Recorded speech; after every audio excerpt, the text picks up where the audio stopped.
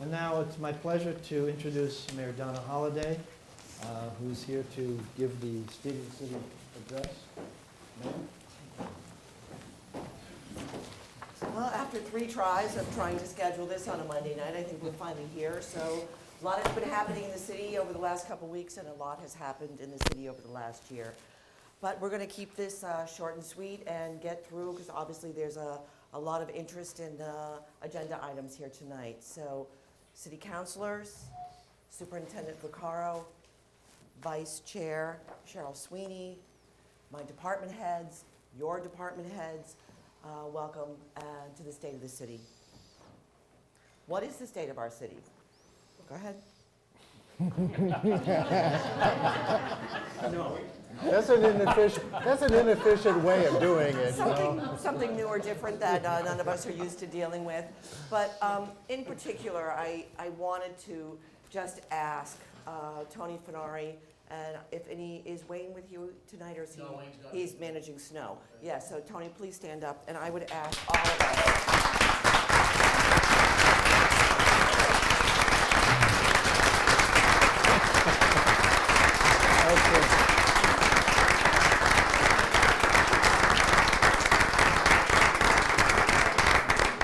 For those of you who weren't aware why we were, what? Did you want to say? Also, just thank my staff also. That's what I was just going to do, Tony. Sit down. The next time you get a standing O is your retirement, Tony, so enjoy this one. Well, I'm afraid if we have another winter like that, we might. But for those of you who don't know, Tony is our Director of Public Services. He oversees water, sewer, and highway. And with Wayne Amaral and his amazing staff who have worked day in, day out, have done everything they can to try and keep our city clear. One of the things that was very helpful was, given the amount of snow that Newburyport experienced, which was after this last blizzard of 10 feet, we were able to get additional help from the governor's office and MEMA. We had crews in from Pennsylvania DOT who came with 8 trucks and a front loader, or 5 trucks, 8 guys, and a front loader. We had a crew in from Maryland, from New York, and from Northern Tree. Without that level of support, I'm not sure our city would look as good as it does. And I know we get the calls that there are still many streets that need to be taken care of, including mine, Tony, but we will get there, and all of us just need to be patient. I think we've done an awful lot, and if you have any doubt about how much snow you have accumulated, I'm asking you to look at Mount Cashman here. And that was probably not even before we had this last additional 2 feet. So, Ed, thank you for posting that picture. I just love that one. But what I wanted to take a minute about and to talk about were these 2 pictures here. This is the cans on Plum Island. The sewer system on Plum Island is failing. It's an air vac system, it's a vacuum pressure system, it's in real trouble. Not sure at this juncture that it should ever have been put out there, but it's what we're dealing with at this juncture.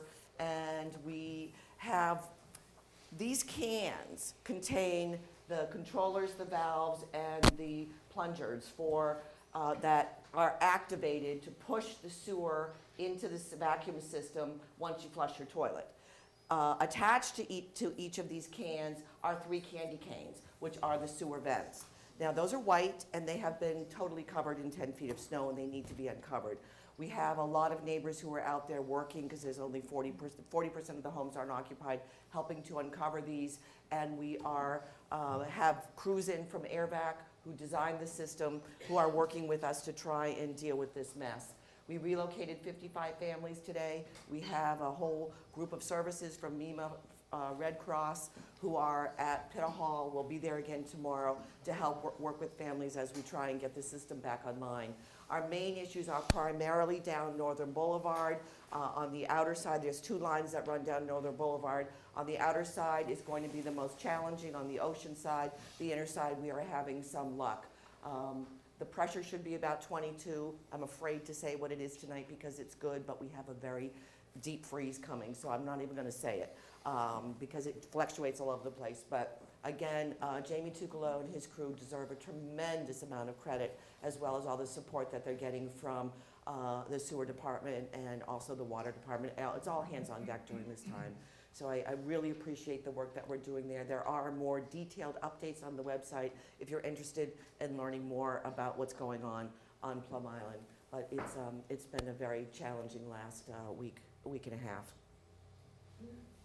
So, on a happier note, we began this year kicking off our 250th anniversary. I am very grateful to the Newburyport Bank, the Institution for Savings, New England Development, who also all contributed, as well as the state, to help fund activities for our 250th.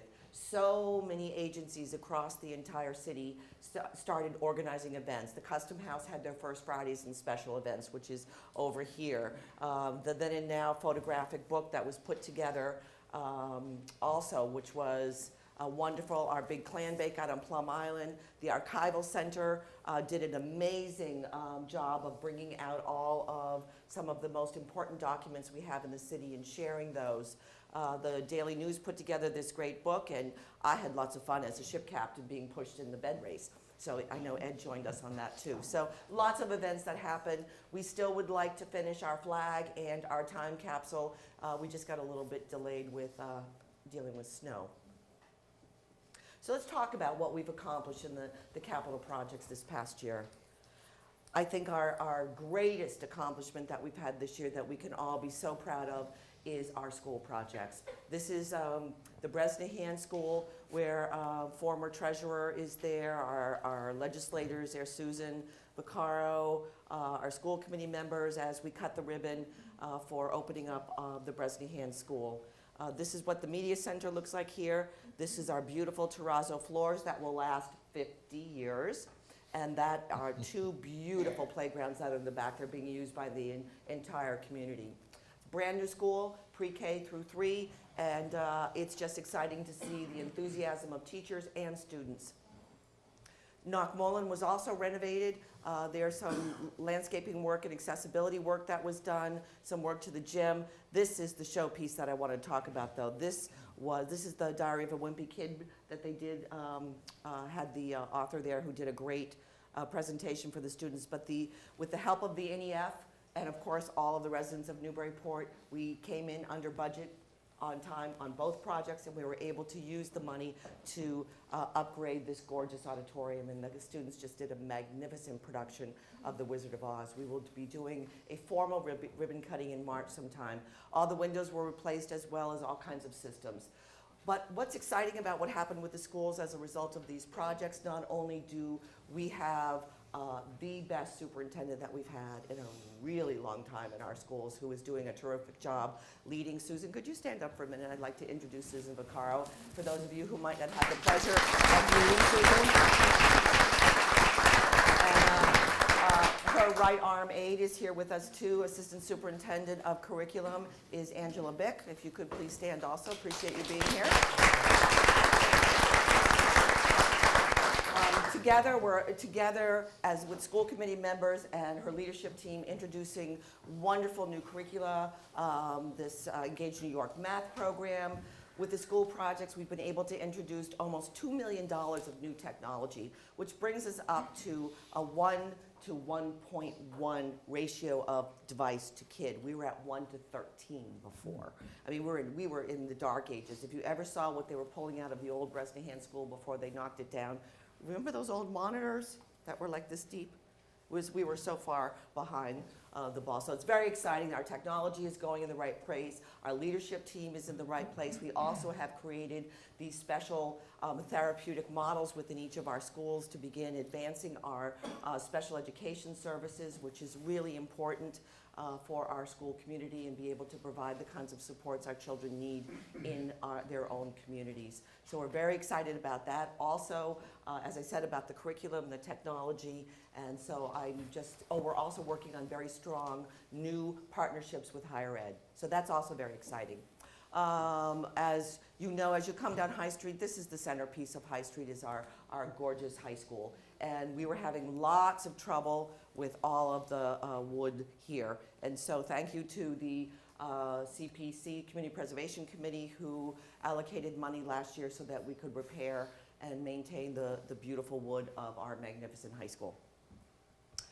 And of course, since the passage of the Older Americans Act, we have been fighting about a senior community center. This is our senior community center, and this is what it's gonna look like in September. Roseanne Robillard, I told her she can't retire until she finally has her senior center. Could you please stand up? Roseanne runs our Council on Aging and absolutely does a magnificent job and always smiling, even if she has to run activities in 27 sites across the city. Think how wonderful it will be to have all of our activities for seniors and supports and services under one roof. Ralph Castagna, local contractor, has the contract there and things are going well. I'm sure they're a little behind schedule with this weather, but I'm sure they'll catch up. Couple other things, the Brown School we're evaluating if we have other additional educational needs. That was a request of the school committee. We've also had Winter Street architects from Salem come in and do a feasibility study that's posted on the website. We're beginning to figure out what makes the most sense for the reuse of this building, adaptability. We've talked about artist studios, we've talked about mixed use, some senior housing, affordable housing, and it's important, the community wants it not to just turn into something like a James Steen Mill, which is also something needed in our community, but that's not an interactive space or property in the community. There's a playground, basketball court, so we're trying to figure it out. So we'll continue to have community meetings and work with ward counselors and other counselors around what to do there. But one thing that's been incredibly successful is that youth services have moved in there, and what a great space for them. They're using the gym, they're using 4 classrooms, they have a lot more space, they're a lot happier there. And we're just trying to still work on traffic and parking. Snow, I have to keep saying that word. The KELLEY School, this is exciting. I know that this was hard when we decided to close our neighborhood schools, and we had to make some tough decisions about educating our children. And so one of the things that happened was we closed the KELLEY School. It was really a cost-inefficient building, built in the 1890s, 70s, 80s, I don't know, it's really old. And it was the bricks needed to be repointed. We couldn't use the second floor. It had no handicap accessibility. It was really a tough building for us to try and keep up.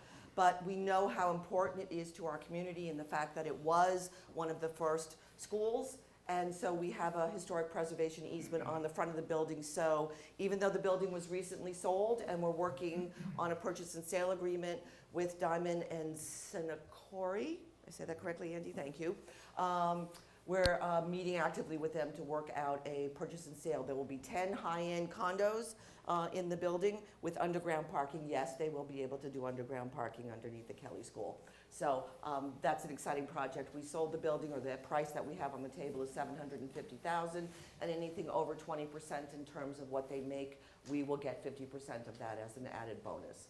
So, Central Waterfront, again, a lot of work has been done there. We completed the bulkhead project, as you can see here. This was some of the initial work that was done that was needed. This was through a $1.9 million grant from the Seaport Advisory Council. We still have more work to do, and I'm grateful to the City Council who helped make up some gap funding we had there.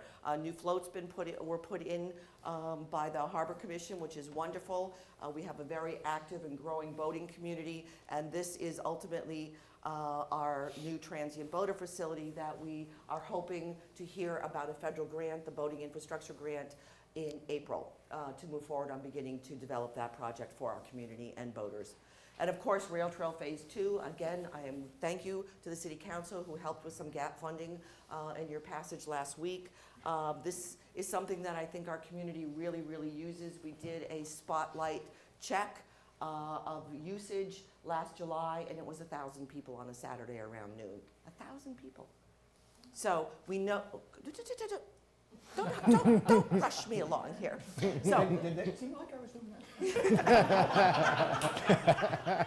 I said a half an hour, I still got 10 minutes. This part of the rail trail has been much more complicated because it's longer and it runs from the train station over Parker, through Marches Hill, Bromfield, under High Street, this is that piece here, along the old abandoned railroad bed, along Bromfield Street, pops out again, then comes along the river and connects ultimately to the other end. So there's a lot of easements, there's companies, there's National Grid, there's the Coast Guard, there's just a lot more challenges to this piece. But I would also like to recognize Lise Reed, if you would please stand up. Jordy's not here, who is the designer behind all of this, but this is the person who makes it all work and run.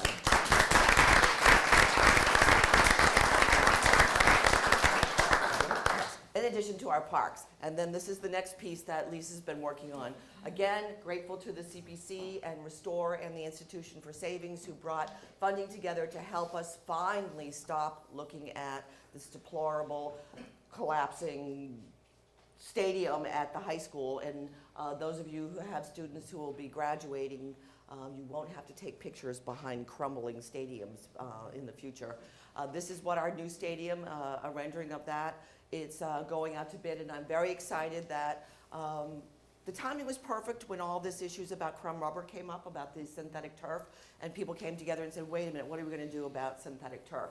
So we have, through the work of Lise and all of her team, found this EnviroFill, which is sand as opposed to the crumb rubber that they will be using, and it's colored, and it's going to be wonderful. It's a little more expensive, but we've been pretty good at filling those funding gaps, and it's also, from what we understand, much more safer, and kinds of health issues that were being raised with the crumb rubber we won't have to deal with. So thank you for all that work. And then we have the Knockmullen Field, as most people know, and especially people who play baseball, that we displaced one of the baseball fields, one of our 3 baseball fields we only had, when we built the new Bresnahan Elementary School. So there was a real need to create a new full-size, varsity-sized baseball field. And thank you to the City Council, once again, who were instrumental in agreeing to allow us to have a special election to use a balance of the funding on the Bresnahan School for, this is one of the field projects for Knockmullen, and the second is for upgrades to the track at Fuller Field. Another important project that just has gone through all the permitting is the DPS building. We are really out of space down on 6 Perry Way and are in need of new facilities for all these guys who do amazing work, as they're the heart and soul of our city, I always say, who are keeping our city moving forward. So we'll be moving forward on putting that new building together. We received a grant from the Backyard Schools, what? Common Backyard. Common Backyards, I was close. It was for $290,000. 200,000. Oh, well, give or take 90, okay. And it helps us, because a lot of people wanted to bring back the fountain on N Street, and we had a group of people who tried at one point, but it wasn't filtered enough and wasn't safe, so we had to shut it down again. We've done some work on lighting the turrets, and this is part of what we've done with paid parking revenues, is that we've put it back into the downtown. So the next piece that we'll be working on, probably September-ish, is that after the summer season and tourist season, we'll begin working on this fountain, which is, it's going to look something like that, and we'll still be keeping the steamship pieces for historic purposes. Okay. These are examples of garages that we are looking at that have potential to be compatible with Newburyport. So, do we have a design yet for a garage? No. This is an example. So I just want to make that very clear. We were fortunate to, this is something we've been working on since 2000? Before? Before. 99? I don't know. It's just, we've been working on this, a garage for the city, for forever. There's been numerous memorandums of understanding that have been made with the NRA that you have to build a garage before you can take parking off. And so we've been really working on trying to figure out how we can deal with traffic and an intermodal facility we really need in our garage in our city. We have design money from the Merrimack Valley Regional Transit Authority, and we're working with that group. And we were fortunate enough, with the help of our former state rep, Mike Costello, and Senator Ives, to get money, $5 million in the transportation bond bill, which sort of made its way around government and landed in the Mass DOT capital bond bill. And I've been trying to get the governor's attention to try and get that released. We're working with New England Development also because they own the property at where the old fitness factory or fuel is now, which is where the site for the garage has been identified. Open space. Last year we were very fortunate to protect another piece of the Curzon Mill property. It's just absolutely gorgeous. And because of the money we have with the Community Preservation Act, we are able to take these important parcels of land in our community and protect them. This is the Colby Farm map that we're looking at right now. There's various opinions on whether or not we should protect this or not, or part of it, or some of it, or all of it.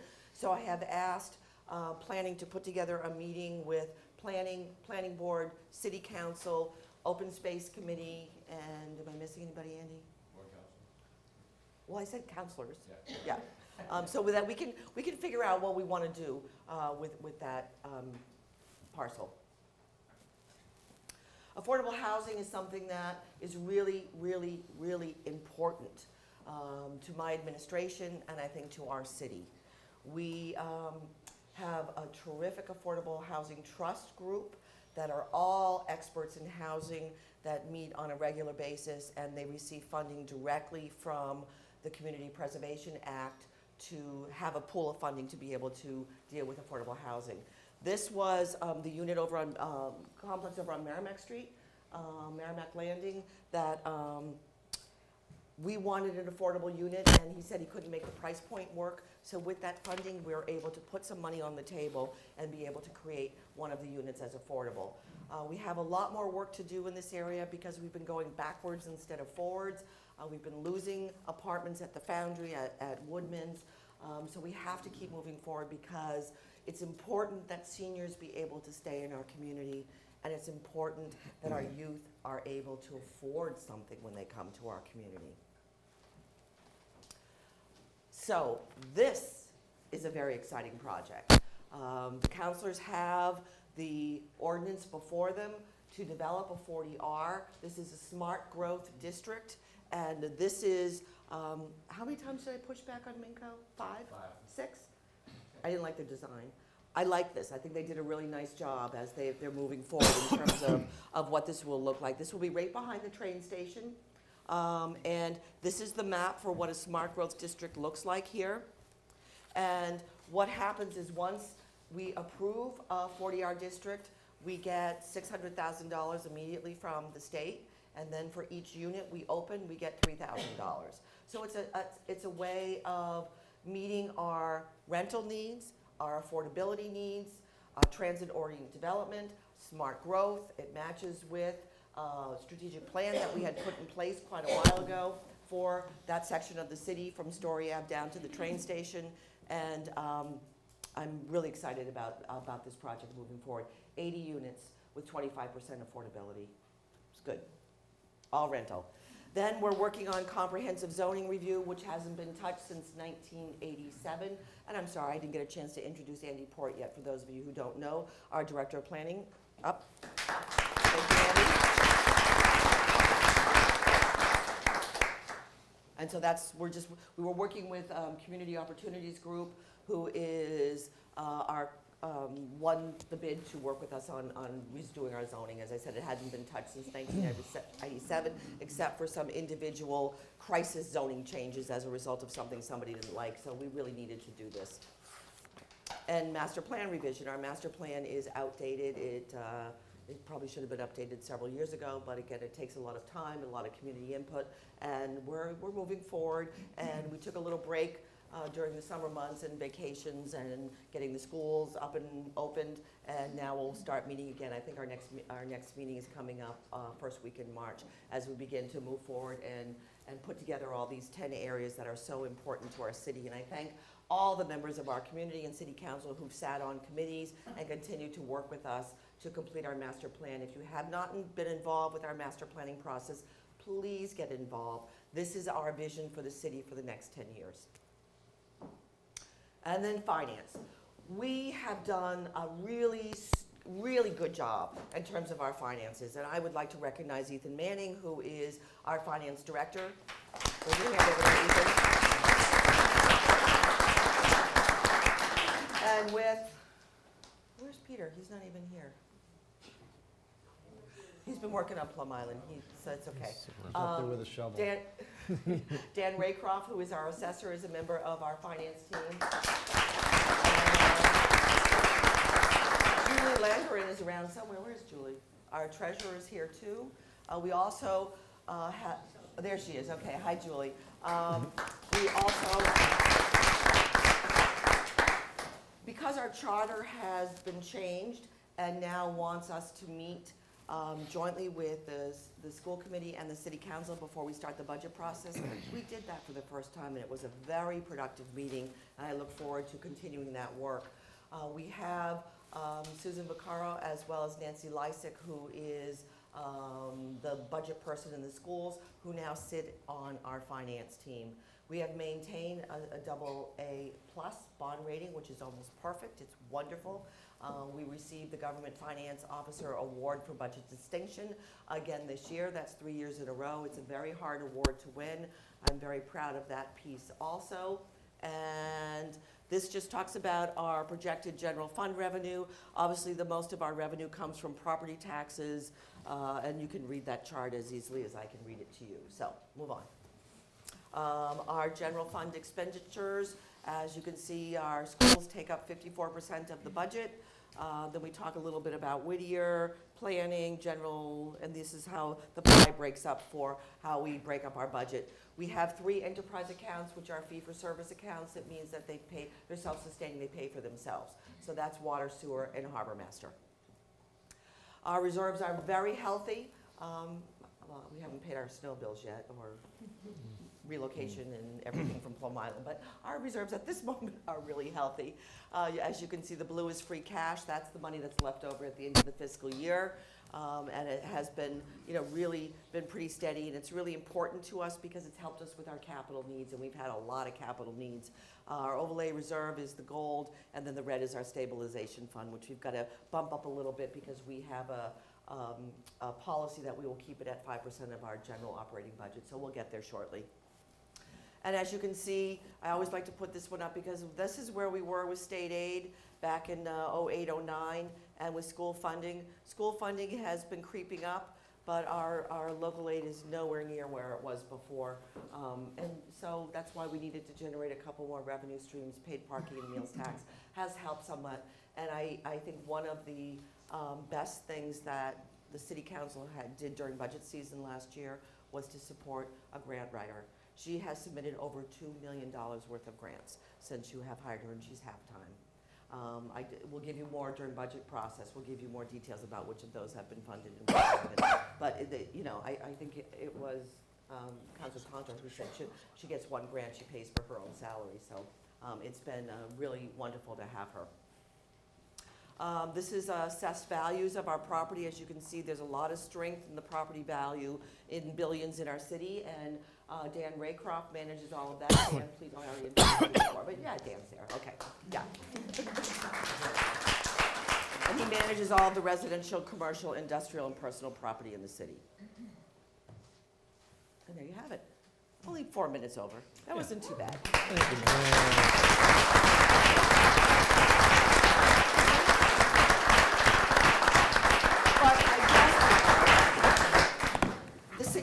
The department heads always give me lots of information for my state of the city, and there's only so much that you could include, and I know the city councils appreciate that because one year I think I went and took up their whole meeting. But there are some people here that I haven't had a chance to recognize that I just wanted to take a minute because they are so valuable to the team. One of those people in particular is Molly Edinburgh, who's our energy and sustainability coordinator. And Mark Cavanaugh, who has been doing an amazing job upgrading all of our technology. And behind him is Cynthia Dodd, who does a fabulous job running our libraries. And I don't know what I'd do without my executive aide and cultural district coordinator, Lois Honegger.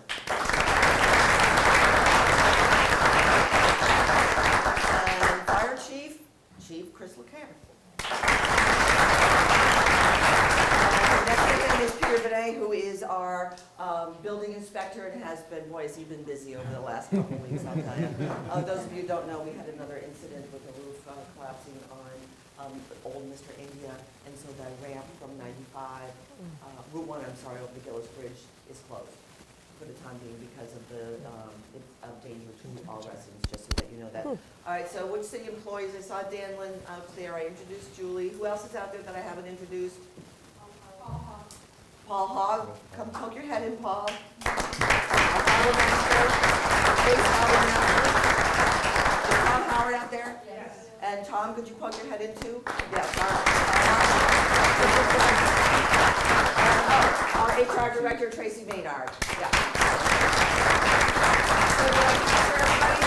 Yes, and Peter Lombardi's floating out there somewhere, but he's my director of policy administration, Reinhard person, and I don't know what I'd do without him. And I'm so glad that he is part of our team. So thank you all. I appreciate your time. Have a good meeting and figure out what to do with fluoride. Oh. Is Dr. Bellick here, please?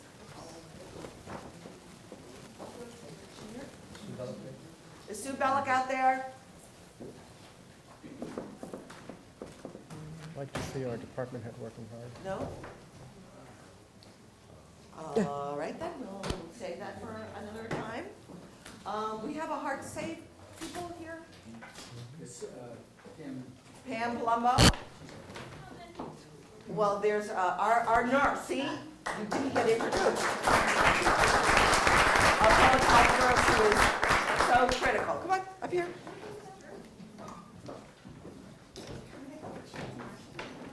Marshall, Chief, we need you up here too.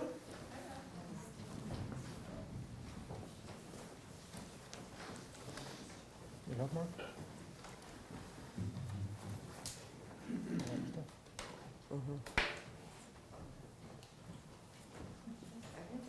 And Dr. Blair from our Board of Health, Chair. You waiting for anybody else? Okay. Yeah, absolutely. This is Mike Cassidy presenting the award today. Thank you very much. Your Honor, Chiefs, ladies and gentlemen of the council, and residents, I'm Mike Cass. I'm the Director of the State Office of Emergency Medical Services, and I really appreciate the invitation to be here, and I appreciate the reason that I'm here, because anytime that I can make an appearance and applaud a community for helping to strengthen their EMS system, which ultimately is going to save lives, that makes me very happy.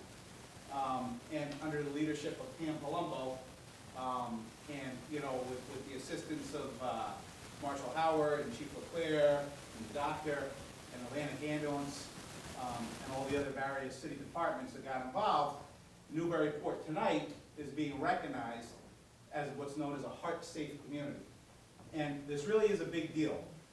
What it means is that all the folks that are standing up here worked very hard to make sure that the city met certain qualifications. You have public CPR classes, you have automatic defibrillators in the police cruisers, in the frontline fire apparatus. They work closely with your transporting ambulance service, and that these defibrillators are accessible, and the CPR training is accessible. And there's approximately 450,000 out-of-hospital cardiac arrest deaths a year. And of those 450,000, this is nationwide, of those 450,000, the survival rate is around 10%.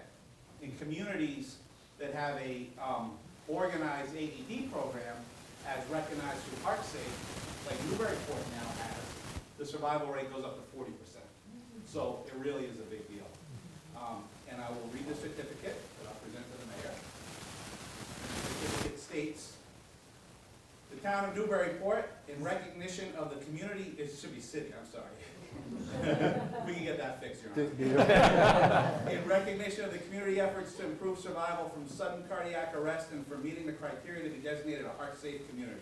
Attained the 3rd day of December 2014, Massachusetts Department of Public Health, Office of Emergency Medical Services.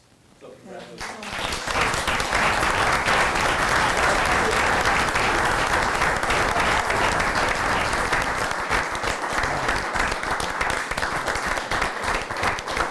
So when the snow clears, you can find a place to hang these up. you go. Good job.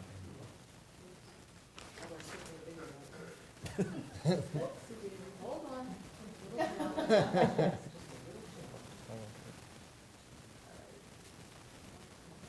Hey, Chief. You can't be seen. Get over here. Should we lower the sign? Lower the sign a little bit. Marshall, come forward a little bit. Okay, can you take one more?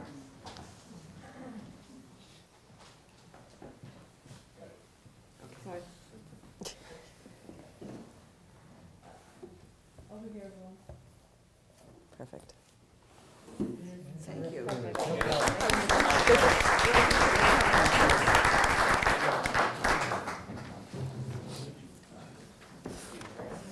Thank you, everybody. Thank you. About 5 minutes, man.